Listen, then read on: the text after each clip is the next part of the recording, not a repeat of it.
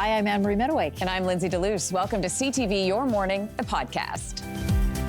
This week, we're taking a look at a new app that helps people buy Canadian, which is what we want to do right now. But you might be surprised at how often products that you thought were American actually rate as Canadian.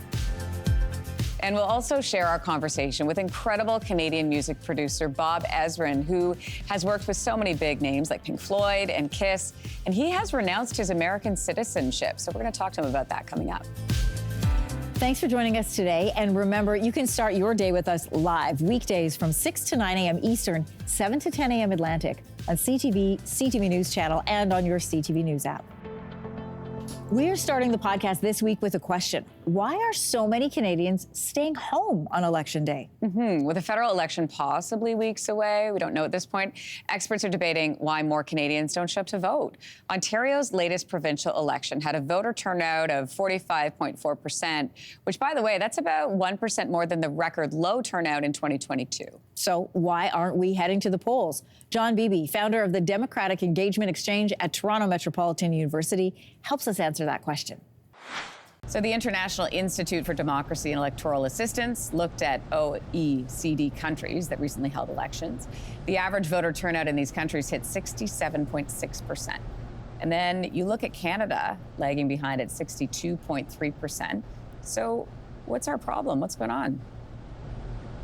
Well, I mean, there's four sort of long-term trends that are impacting voter turnout.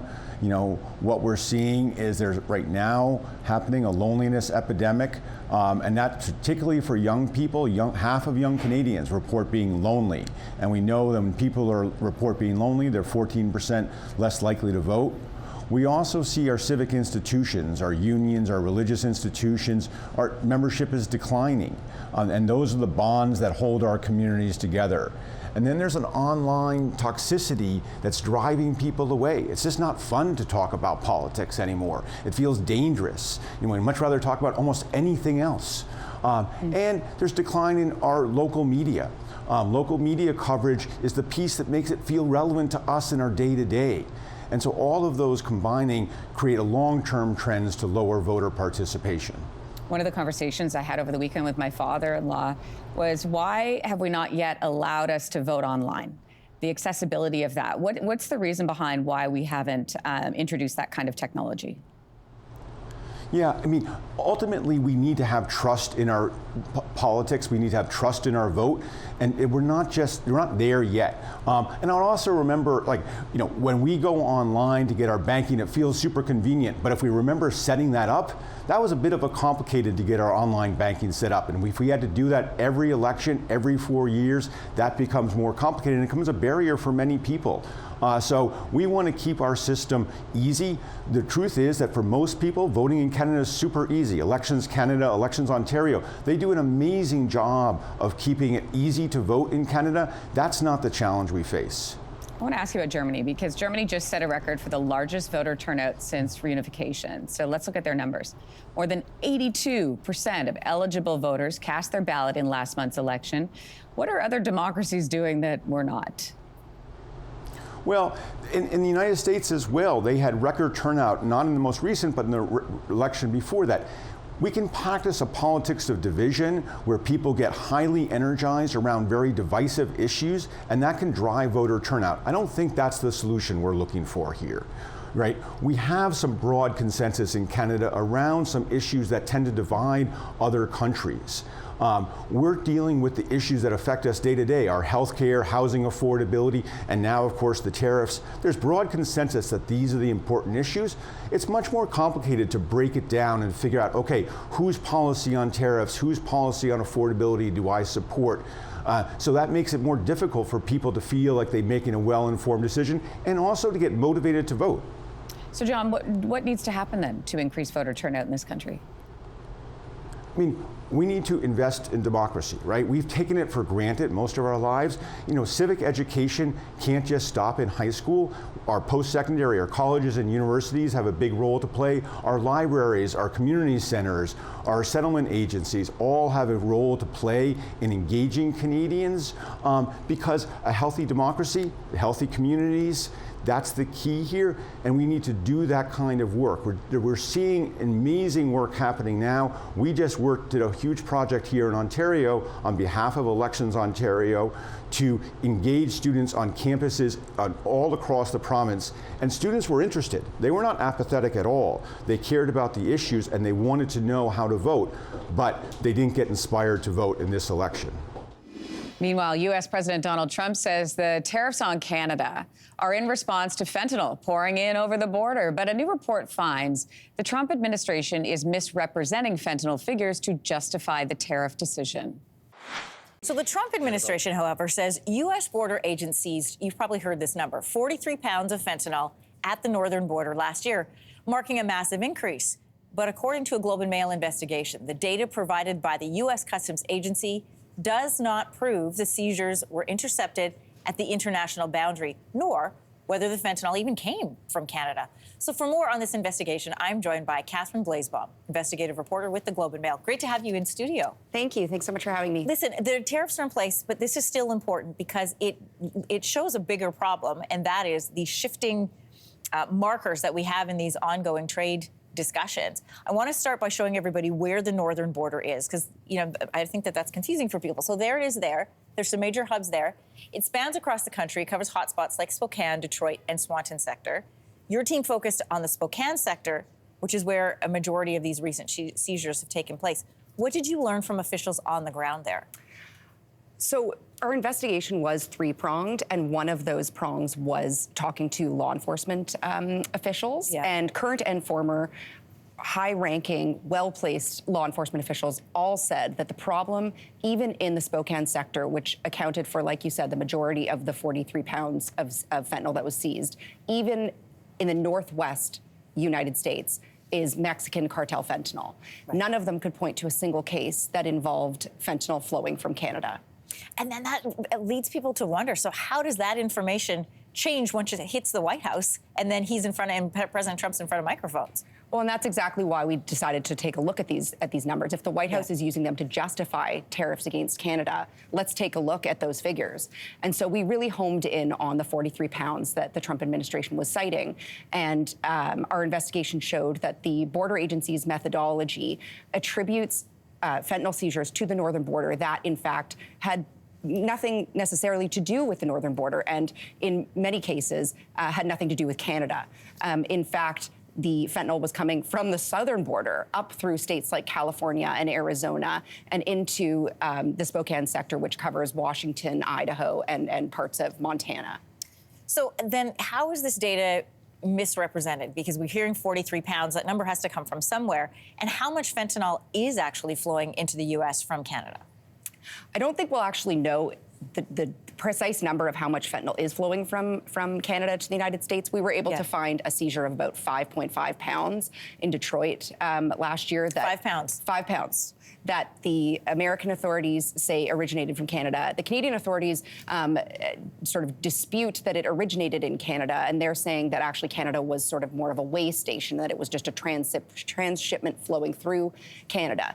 But these figures are absolutely being misused by the Trump administration to paint Canada in a particular light. I mean, we know that fentanyl flowing from Canada represents much less than 1% of the total amount of fentanyl that is flowing into the United States. Right.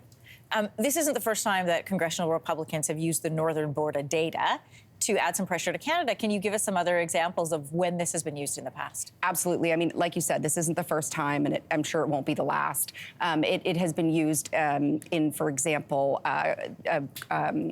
Vivek Ramaswamy in a debate suggested that Canada was such a perpetrator of the flow of fentanyl into the United States that the American government should actually build a wall, not just with its southern neighbor, but also with Canada.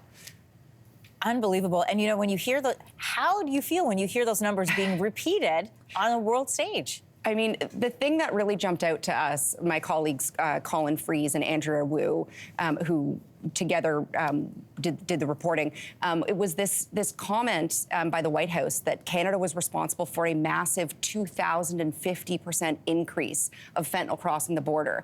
And they were using the 43-pound figure, which we have debunked. Yeah. And they were comparing it to an outlier figure of something like 2 pounds in 2023. Wow. So I think we can tell, and I think Canadians can see from this that the figures are being misused. And as you said at the beginning, you know, the goalposts keep moving, and I think Canadians are rightly frustrated.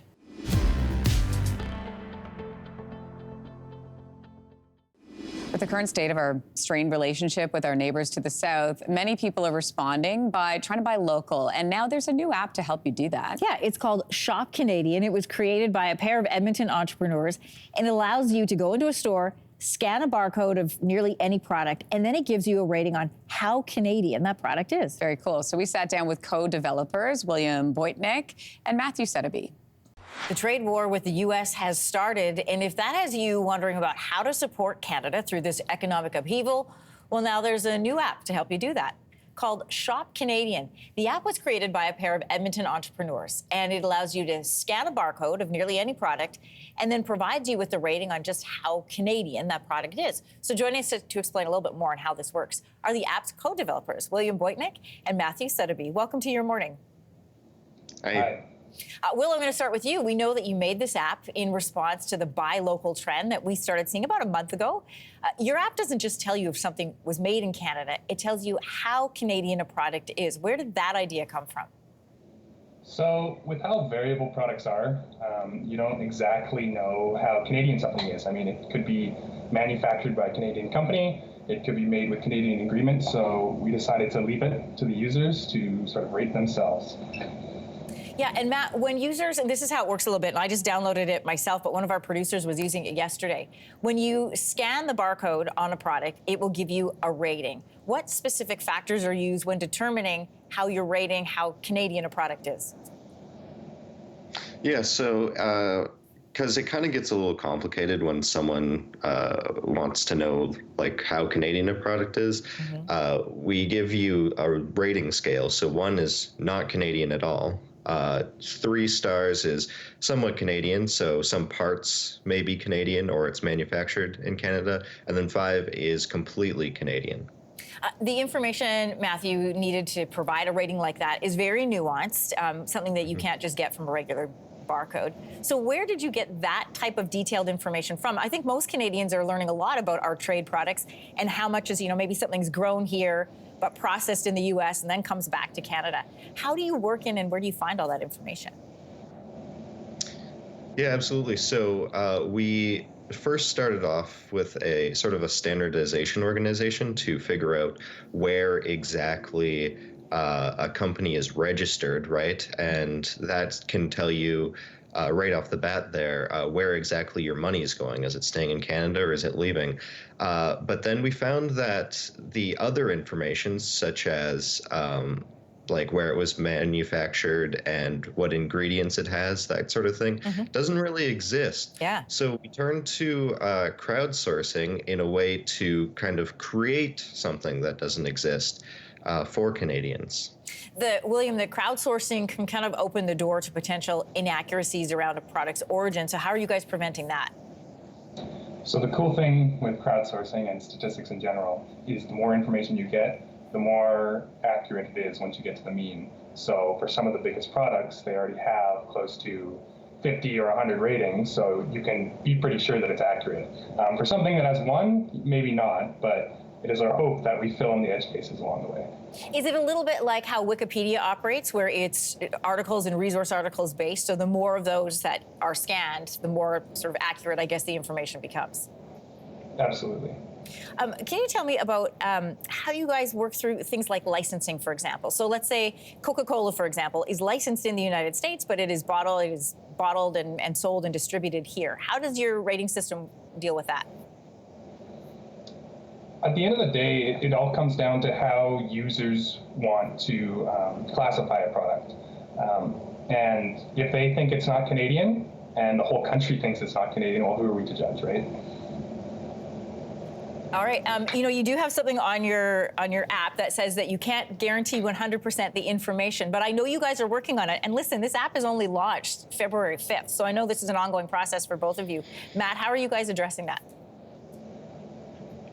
Well, I mean, we're kind of hoping that once our users start rating the products more, we made it as easy as possible to rate a product, right? It takes maybe 5 or 10 seconds. So you scan a product and you see something maybe isn't accurate at all.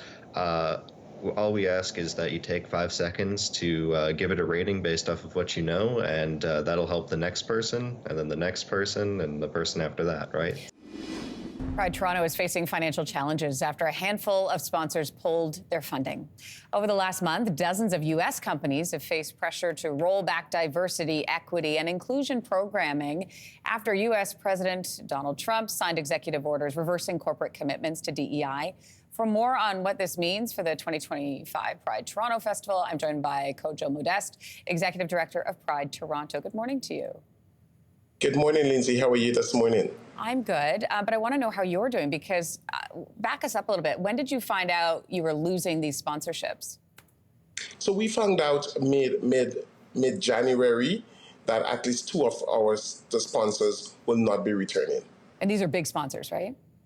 Yes. These are our gold level sponsor. So they provide anywhere between $100,000 and $150,000 between cash and kind. That's huge. I mean, So when they said they were pulling out, what did they say to you? What was their reasoning? So we had different reasons. We had that a shift in mandate, shift in priorities, but we also heard just financially, they're just not in the same place that they were, last year and previous years. Do you believe that? So, and this is it. When I speak to my colleagues, in the US and also here in Canada, we are seeing some of the same companies are pulling back. And we strongly believe that it is as a result of the executive orders that were signed by the president. But I will also tell you that and the reasons why I have not named these companies, because I do not believe that it's all blame should be laid on them. There is a level of fear that we're seeing by these companies and how it can impact them in the long run. How much do these sponsors pulling out affect Pride Toronto and the festival? So at present, we have just over $300,000 less in sponsorship than we had last year. But one of the other areas that we also believe will be impacted is our parade participation. As these companies are removing themselves from, engaging in diversity, equity, and inclusion stuff, we are also anticipating that they will not be part of the parade. And these are some of the ways that we're able to pay to have the amazing festival that we put on year after year. Do you have commitments from your other big sponsors that they are going to sign on? Yes, our presenting sponsor, TD, is fully on board and continues to support the work of the 2S LGBTQ plus community. And many of our other sponsors have come on and have given us that commitment. After the news broke yesterday, many of our sponsors called to reassure us that they're on board. But again, it really speaks to what is happening, not just in the US, but the global attack that is happening on the 2S LGBTQ plus communities. Does that change the way you prepare for this year's festival? 100%. Already we have reduced our stages. We have one less stage. We have also cut one of our signature events. And our artists, this year, we are going to be focusing heavily on promoting Canadian artists. And yes, we will have a few international artists, but our focus will be on Canadian artists. So again, every possible ways that we can save to reduce the cost, we are doing. What signature event did you have to cancel? We canceled our island party, which usually happened in mid-June, and it was an opportunity to just bring folks together on a beach. It's usually on Cherry Beach, just to be able to have 2 days of celebration. And this was primarily for folks that did not want to be part of the downtown environment, but just wanted a little more of a private event. That's really too bad. But Kojo, obviously a lot to look forward to with the festival. We'll end on some of the highlights that people can look forward to. No, so definitely, again, I want to say to folks this year, let us come out. Let us come out and celebrate our trans community. Let us come out and celebrate our dyke community. Come out for the parade. It is going to be big. It is going to be amazing. It would be an opportunity for both, members of the community and allies to come out and show the world that they honor, they respect, and they're here to celebrate with the 2S LGBTQ community. So let us not be discouraged. Rather, let us use this opportunity to show more love in our communities.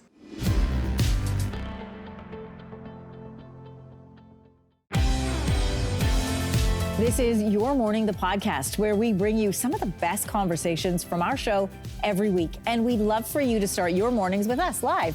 Tune in weekdays, 6 to 9 a.m. Eastern, 7 to 10 a.m. Atlantic. You can watch us on CTV CTV News Channel, or on your CTV News app.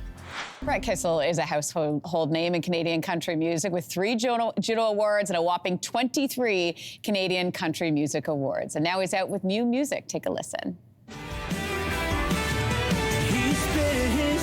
On sinners like me, I've been stuck in this rut since I was 16. He's read letters and I'm pedal down, and we're both trying to get the hell out of there. Feels so good. That is a piece of Brett's newest single on his new album that comes out today, titled Let Your Horses Run. Brett joins us this morning. Good morning to you. Good morning, Lindsay, and thank you so much for having me on the couch, back in the studio to promote the record and catch up, So excited. Where are the horses running to? Are they running from something? Are they running to something? What are we thinking? You know what? Kind of, it's everybody's interpretation. In today's day and age in country music, there's a lot of different meanings and hidden meanings in that song.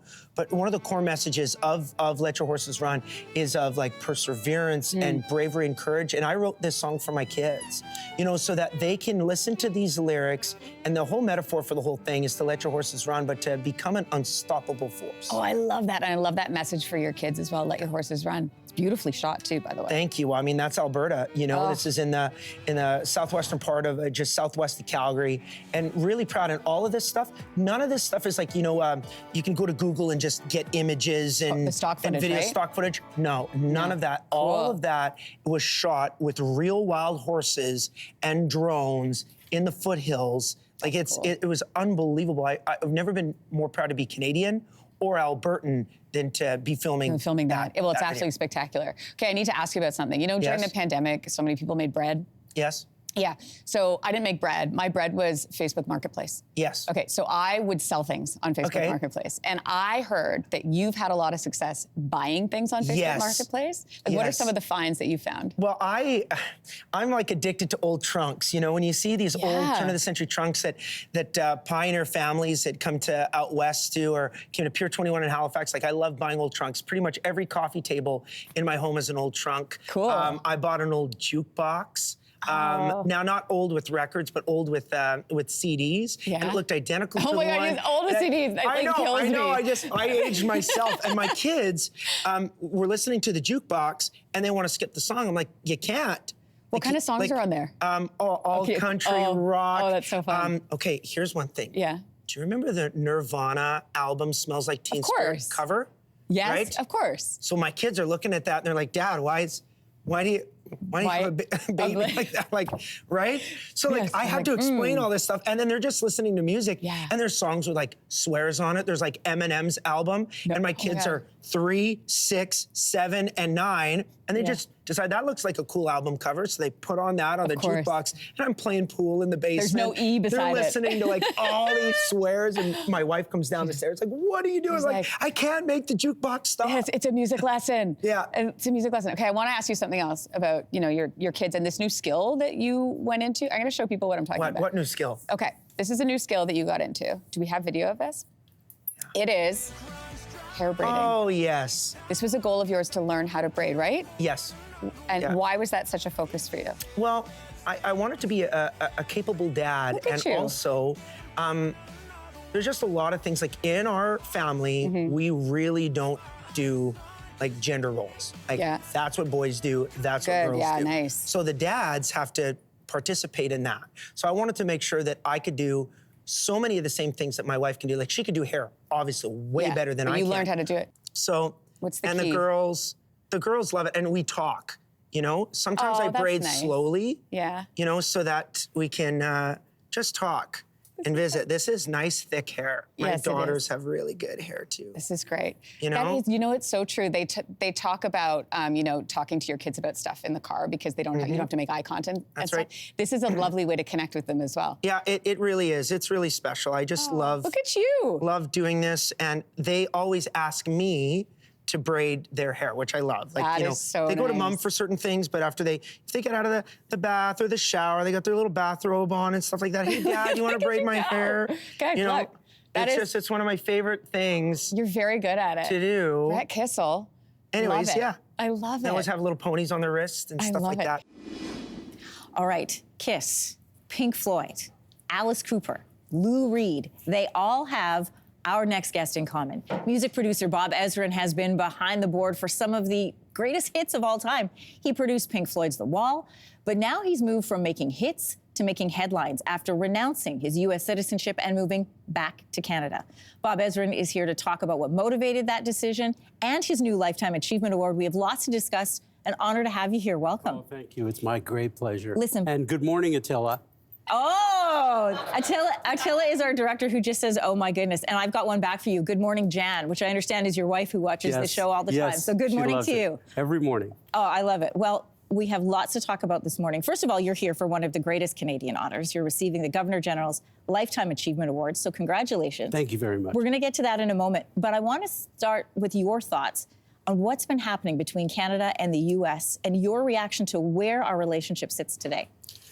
I mean, I can't believe where our relationship is today. It's not as though this was a surprise completely, because we've heard from Trump for years and years about making America great again and making America the center of the universe, pretty much.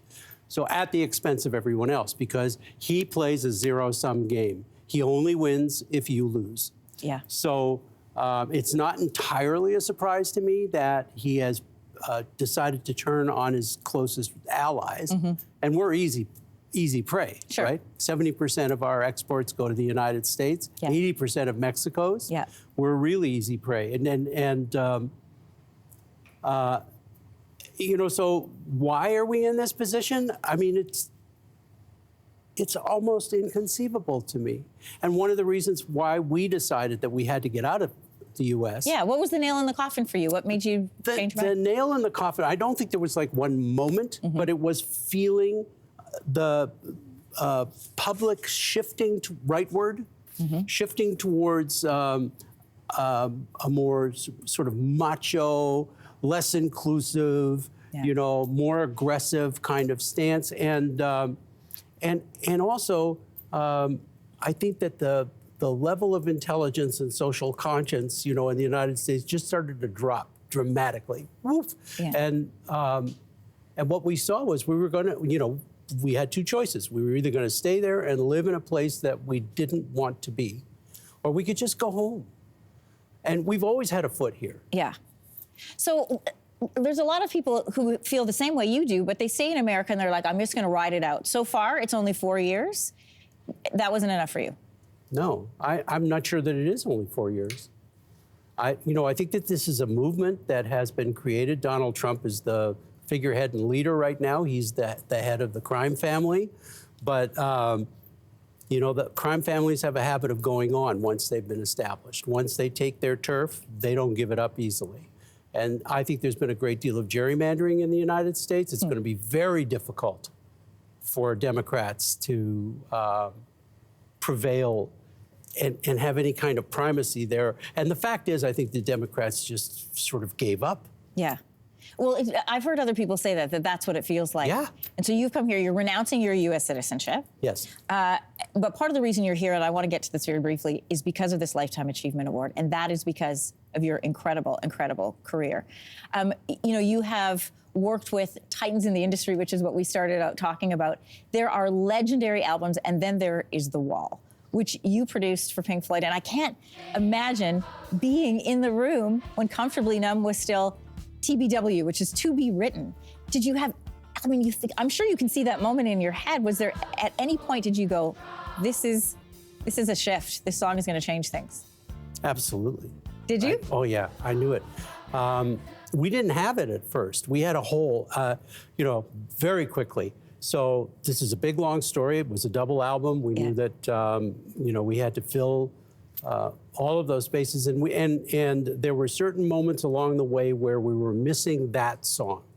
I needed a song in D, and I needed a song in D that got Pink from the stage locked into his hotel room. So we were having tea one afternoon, as you do, and that came about over tea? Yeah, we were having tea one afternoon, and I said, "Has anybody got anything in D? We need a song in D."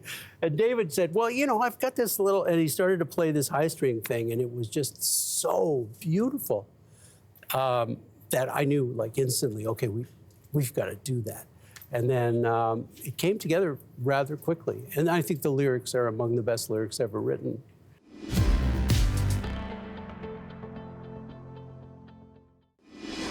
So getting the right amount of sleep, we know it is better for your heart health. We know it's better for your mental health. But how does sleep impact your gut health? A recent study has found an earlier bedtime can boost levels of good bacteria in your gut. Sleep expert Amanda Jewson is here. Good morning. Nice to see you. So what does bedtime have to do with your gut? Okay, so what's really cool about this study is it was on children, but lots of implications for adults as well. They looked at 88 kids aged 2 to 14. These kids are in good health. They felt good. Otherwise, well, they did a little bit of sleep education and away they went. And what this study found is right after, these kids had plentiful amounts of good bacteria. Okay, so what does that mean? I know, good bacteria. Yeah. Well, we think about our stomach microbiome. Okay. So what's happening in our gut? And you're gonna hear a lot about the gut-brain axis coming up. So how does our gut actually impact our whole body? The study found 3 prominent bacterias. So, and give me a minute here, these are fun words. Okay. Akkermansia muciniphila. Okay. So this is related to gut lining health, how your gut lining feels. It's also related to how we pull nutrients from our food. And so kids with less of this bacteria in particular are more prone to obesity, inflammatory disease.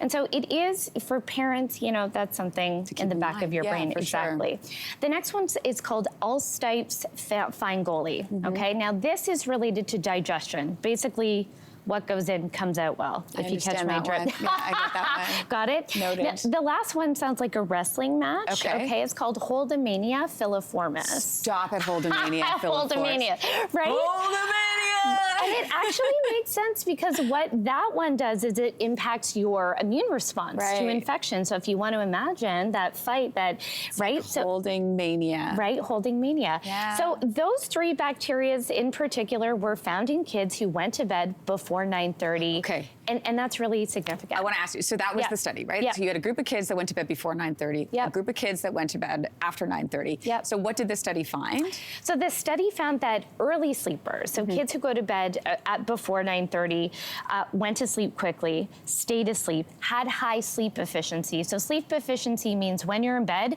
you're mostly sleeping, which is great. Kids, the late sleepers, these kids basically had the total opposite impact. So our late sleepers didn't sleep as well, had more frequent wakings, weren't as rested, and were more at risk for low microbial diversity. So their gut health wasn't great. And that's a concern, right? Does it talk about what time they woke up? Like, does that matter? That's a good question. It doesn't really mention wake up time. I mean, I had that question as well because there are certain chronotypes that tend to go to bed later and wake later. Right. But I think in my experience, in what I do, and I work primarily with children and families, when a child is going to bed late, it tends not to be a circadian rhythm issue. It tends to be a behavioral issue, and then those frequent wakings are associated with that. So this really looked at like the hour of night when you go into bed. Exactly. What are the long-term benefits of an early bedtime? I mean, we're seeing this, right? I mean, the long-term benefit is that that microbial diversity. That's a hard word for me to say. Is really important. We're seeing that gut-brain axis become more of a thing. This is really exciting research. because we know that, your sleep, we talk, I'm here every month talking about how great sleep is. Yeah. This can really impact your gut health. We know that your gut health, simply going to sleep, can have huge impacts on the entire immune function, right? How we fight infections. Yeah. Maybe we're finding out how, we talk about, we know that people who sleep better fight infections better. Well, how? Well, it can be that diversity. I know this study was done with children, but this, I'm guessing, applies to adults. Huge implication for adults. I think that, if we're really taking the time to have those gut-friendly foods and really taking care of our sleep, this could have huge impacts for adults. So the big takeaway? Go to bed earlier than Go to bed. But I think, in this case for children, we're talking about an early bedtime, probably meaning those kids are getting a good amount of sleep. Right. And then adults, are you really getting a good enough amount of sleep? I'm not. Right? If you're asking me, I'm like 100% not, but I'm working on it. You are. I am. I know every time we are here and we're talking, you're telling me what you're doing. I know, I don't know how else to do it though. You're it's doing hard great. right now. Yeah, and look, if you're do your best, right? Like, I'm not talking to someone, I think about you, I think about my doctors, my nurses, my firefighters, right? You don't really have a lot of choice on when you sleep. Yeah. If you do have choice in voice, really take that seriously. If you can give yourself 7 to 9 hours, do it. Put the phone away. Stop doing a million things. Stop answering your work emails. Take it seriously.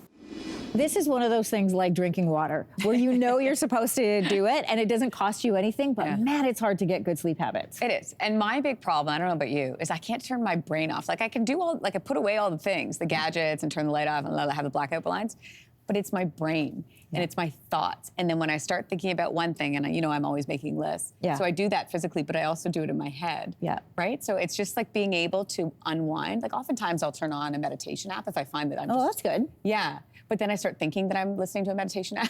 And you're like, what other apps could I make? Yeah, I wonder what this person's story is who's reading this, like meditation to me. I know. So do you have any tricks that you do? So I've told you this before. I am very blessed that I don't have a problem falling asleep. I used to when I was younger, same thing. My brain would go and go and go and go. I do find that, sometimes I used to tell myself, if I just look at my phone, it'll help me relax. That never happens because then you answer an email or you think of a story idea or whatever.